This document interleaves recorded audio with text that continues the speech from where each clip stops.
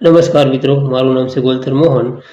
તમે ગૂગલમાં ગમે એ વસ્તુ સર્ચ કરો એટલે પછી તમે એ સર્ચ કરેલું વસ્તુ કાઢી નાખો અને ત્યાંથી નીકળી જાય છે. પણ ગૂગલ એ ડાટા તમારા અંદર હાંસવીને જ રાખે છે.